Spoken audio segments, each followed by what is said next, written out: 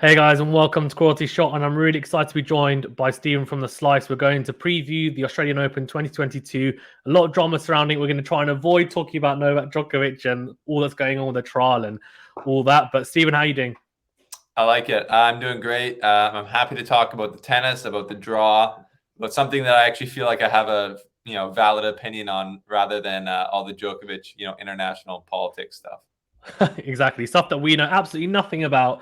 And when I was doing the live stream with the trial, I was like, I don't understand anything that's going on. So Yeah, pretending as if I did. yeah, Right. So I guess let's talk about Djokovic from a tennis point of view. The draw's out, so we know what his path to the final looks like. I know you've released your really nicely designed path to the final bits and okay. pieces. Do Go check it follow, out. Yeah, go follow us at the Slice Tennis on Instagram. But yeah, exactly. Yeah, do exactly 100%. Yeah, do check it out on the Slice Tennis. I don't want to talk like a huge amount about every single round. Obviously, he's got Kekmanovic in the first round if he is playing.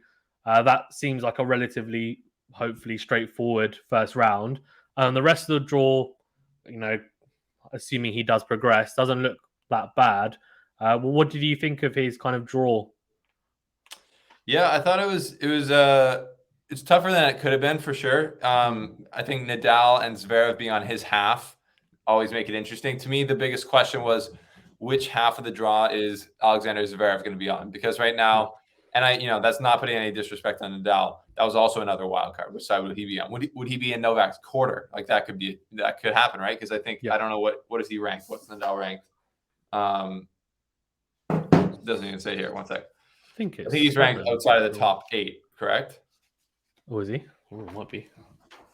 Um, Let's Sorry, have a pieces of look. paper not used to it. Oh no, he's ranked 6th, but he 6, could have yeah, I been. thought so. Yeah, I think yeah, he could have been in his quarter just by luck of the draw. But literally luck of the draw. But no, so his path is Kecmanovic is not you could face somebody easier than that. You could face definitely somebody easier than Tommy Paul in the second yeah, round.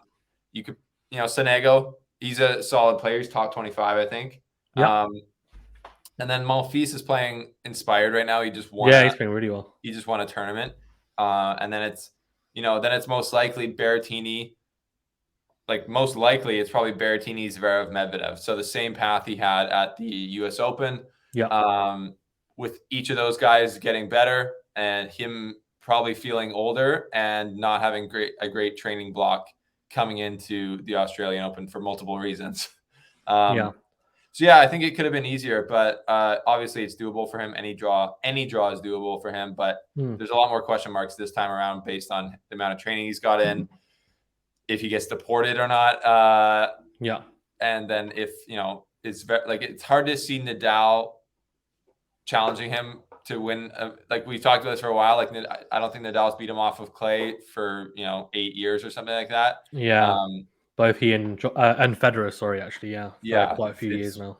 yeah. So I think Zverev is going to.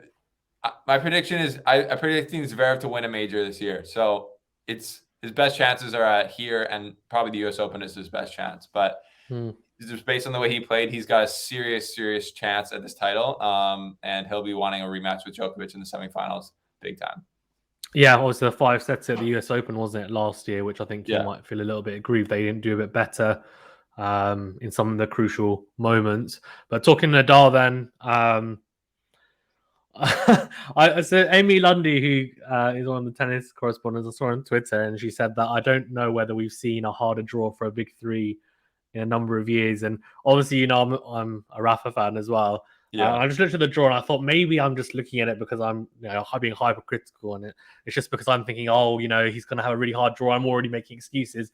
But then I looked at it again and obviously looked at other people's views, and it just looks horrific. I mean, he's got Giron, I think, in the first round, then potentially Kokonakis, Khachanov, then either yeah. Karatsev or Hurkacz, Zverev or Shapovalov, Djokovic or Medvedev. So I think literally from round, I mean, Kokonakis is playing really well, but let's say that he's expected to win that, which he would be. Khachanov onwards, I genuinely feel like every single match is losable and Oh, realistic as facts. well to lose. Yeah, facts. I think honestly, round 2 is more losable than round 3.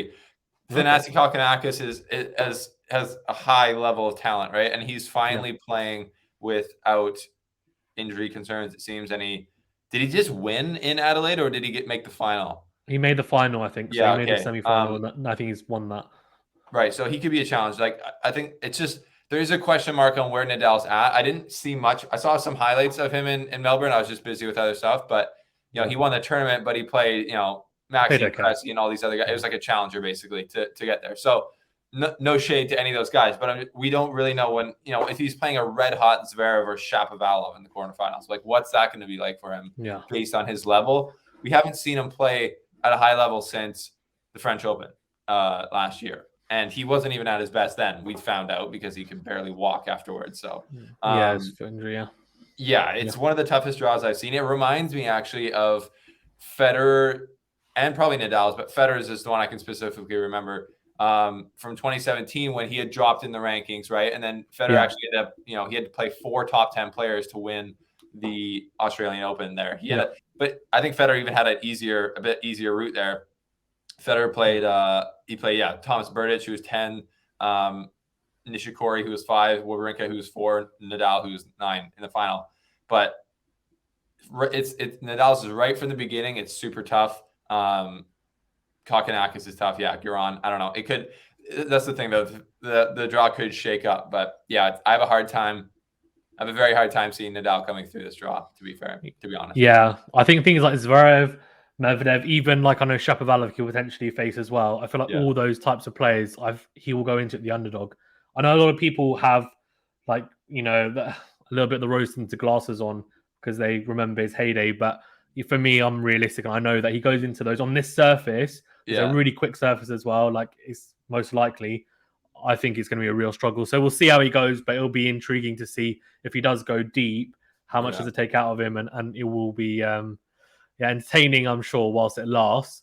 And I want him to do good. It's not like it's amazing. I just want to say it's amazing to have Rafa back because the legends of the game, like him and Federer, it's like you almost don't even know if we're going to see them again. Like now, we know we're going to see Nadal. He's playing here.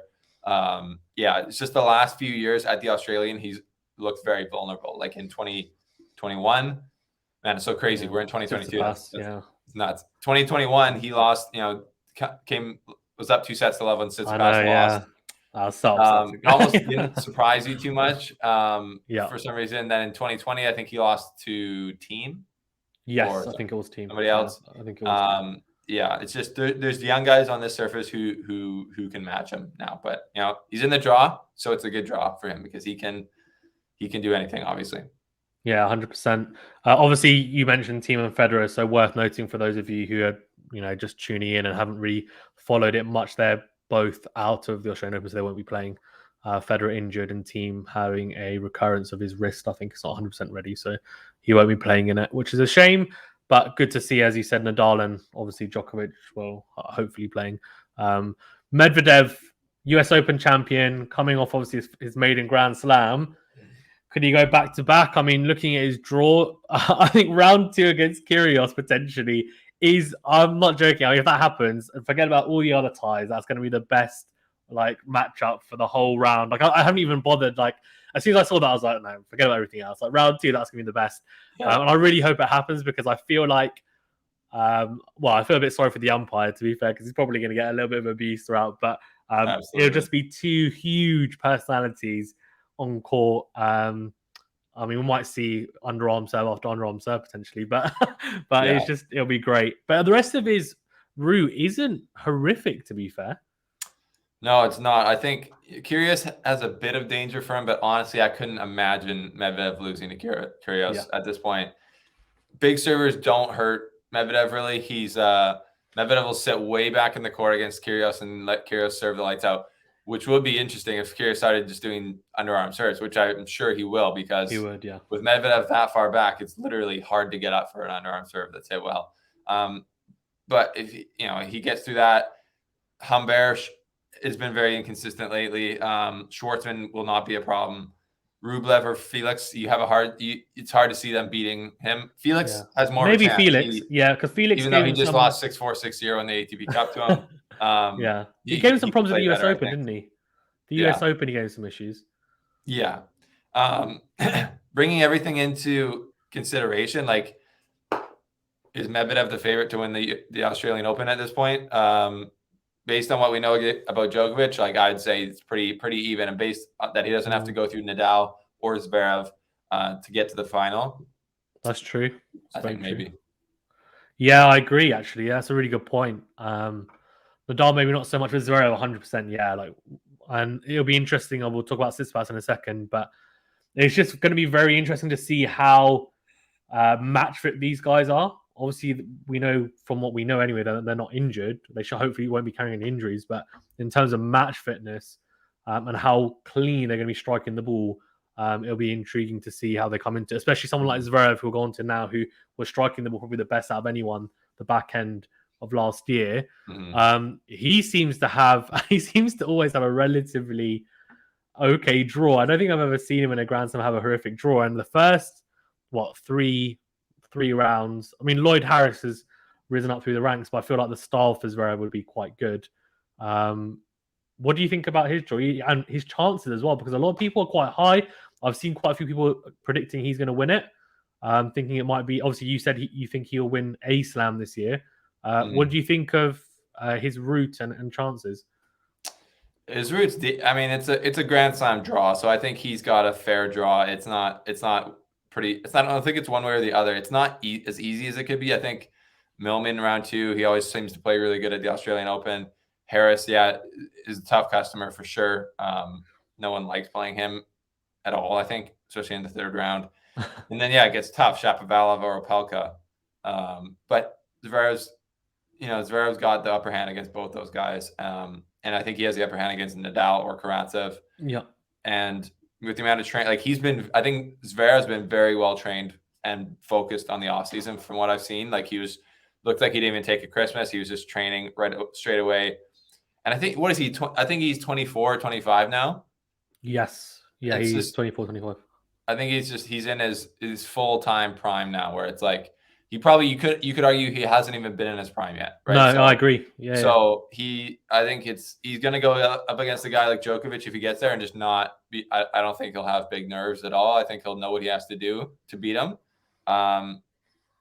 Except he's never beaten him in 5 sets. So yeah, he's got a lot to prove, I think, which is weird to say because he's been on the scene now for 5 years straight. But I think his draw is fair. Yeah, no, that's a good point. And then Tsitsipas, who is going to be really interesting because obviously after the French Open final, he just kind of almost fell off a cliff. I know he was carrying an injury to the back end of the season. I mean, he seems to have maybe a slightly easier route than all of them, actually. When you're looking at Eimer, obviously, then Ramos Vinelas, potentially Dimitrov. I mean, Dimitrov's hot and cold. I don't know how much of a threat he poses, depending on, obviously, what Dimitrov turns up. And then he's got Fritz or RBA, and then potentially like Rude, Murray, if he kind of gets through, or Sinner. It's really kind of semis. I mean, I could see him making the semis pretty comfortably in that route. But what do you think one of his route, and also what do you think he's going to be like coming into it in terms of his mind frame, coming into it? Yeah, he seems vulnerable, right? Like he doesn't seem like he's at his best like form where, other years he's come into this, you're like, man, he could do a lot. Like he's such a physical specimen. When the physical part of his game is hampered, like with his elbow, it's definitely makes you vulnerable, especially with a one-hander, because you just don't know. Every shot you have to rely fully on that one arm. So it's kind of waiting to be seen. I didn't watch him. I know he didn't have to pull out of the ATP Cup in the middle of a match, or did he just lose? I think no, he just lost to Schwartzman. He lost, yeah. As long as he's not injured, I think he's got a great chance to make the semifinals, which would be a good result for him. He's going to want to go further, but we'll see against Medvedev, but on these courts. But he has played well here at the Australian Open before. Like last year, coming back from 2 sets to love down against Nadal, beating Federer in 2019. I don't think he's obviously he prefers a slower surface like clay. I think it's still to be seen how fast the courts actually are at this year's Australian Open. Obviously, in the last few years, they've been pretty fast, but it doesn't necessarily mean that they will be as fast this year. We just got to see, and we'll see how he handles it. But yeah, pretty good draw for him. Yeah, because the US Open, like historically, has been really slow. And then obviously last year it was pretty damn quick. And then very quickly on Murray, obviously he faces Basilashvili in the first round. Yeah. What do you think? What do you think in terms of chances of him even making the second week? Is that realistic? Do you think he's got the opportunity to do it? Yeah, well, he's got to get through his first round. He did just beat Basilashvili, but Yeah. 5 sets I think is harder. But I think he's definitely a better tennis player than Basilashvili. Then he should be fine in the second round, and then it's Jannik Sinner third round. Yeah, it's tough. It's tough, but I think he beat Jannik Sinner in the fall, didn't he? Yes, he did. Yeah, he did. Yeah, so he could. It's doable for him, and then he's actually in that quarter where it's like Casper Ruud is the top seed. So for that, in that sense, that's a pretty good draw. Like he could beat Casper Ruud. I think wouldn't count on it. He could also lose to like a lot of players here, depending on how he plays. But I really think he's gonna have good form, and he's past his physical issues. It seems so. It's just age at this point, and yeah, when you put it just to pure tennis levels side by side, it's like he could make the fourth round to play Tsitsipas. You might have to get a little bit of luck of the draw with Sinner or Ruud crashing out, but because both those guys, if they played super well, could be super tough. But yeah, I think he's got a chance. And then it's Stefanos Tsitsipas who might not be there, so he could we could see him making a crazy run to the semifinals to then lose to Medvedev, because I can't see him beating Medvedev. Heard it here first. What about the so very quickly then? What's your pick of the first round matches? If you had to pick one to watch. Yeah, there's some good ones. There's a lot of good ones. While you have a look, I'll tell you mine. So I've gone for good. Cam Norrie, Sebastian Korda. Yeah, I think that's mine. I didn't go for Palka Anderson, as I thought it might be a bit of a snooze fest or the service. That'd be a bot fest for sure. Surf bot fest. Yeah, there's Felix Auger-Aliassime versus Emil Ruusuvuori. Emil Ruusuvuori is a very good player, and he's got a very all-round game. And I'm excited to see my guy Felix get off to a good start here. So he's top 10 now. I'll probably be doing, if you guys are watching this, I'm going to be doing live streams, I think watch-alongs of some of the Canadian matches here in the Open. Just a couple of them, kind of. So that'll be fun. And I'm watching all these matches anyway, so I figured I might as well stream them and have fun with a little watch party. So I don't know. I'd say that's my favorite match. Emilio Ruusuvuori, just because it's interesting, because Felix could lose that, but he shouldn't. Agreed. And then finally, your predicted winner in dark horse? Winner in and dark horse. I thought you said in doubles, and I was like, bro, I got no. No, not in doubles. Sad that we don't care. Like, man, when the site is full-time job, we have like a network, and we're like at the office. Like, I'll report on mixed doubles. I'll do everything. But it's so sad actually. I was thinking that like every tournament, I just think I don't even know who won the doubles half the time. Like sometimes I do, but sometimes I just like don't even know. It's terrible. But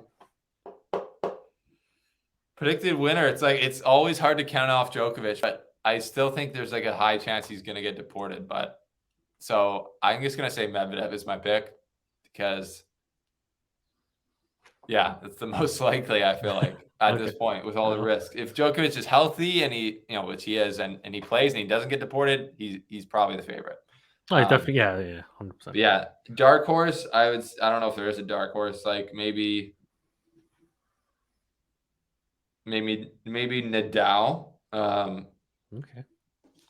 I don't know how you can be a dark horse when you've won 20 slams, but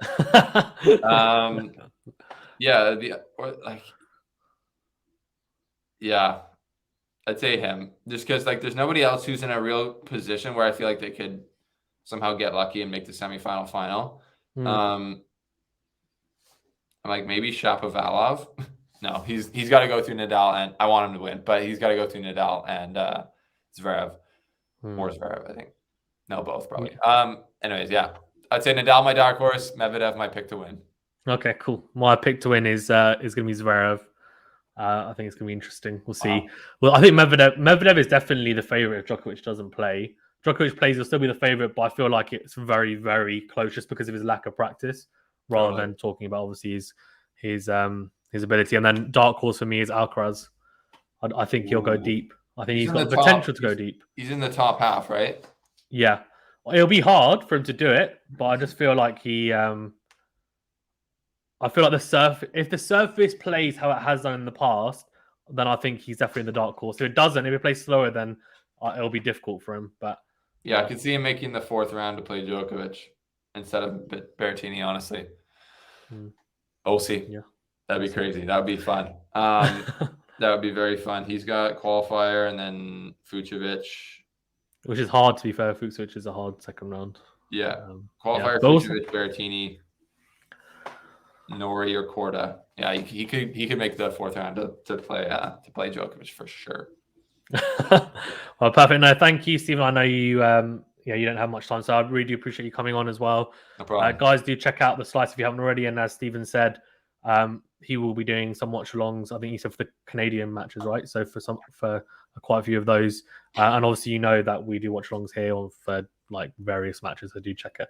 Keep an eye out. I don't have a specific schedule, but yeah. Hopefully be doing one every day if I can, or it'll be tough. Right, okay. Thank you very much, guys. Stay safe and well, and we'll see you on the next video. Thank you very much. Of course, thanks for having me on, Faizan. We'll see you soon. Thanks.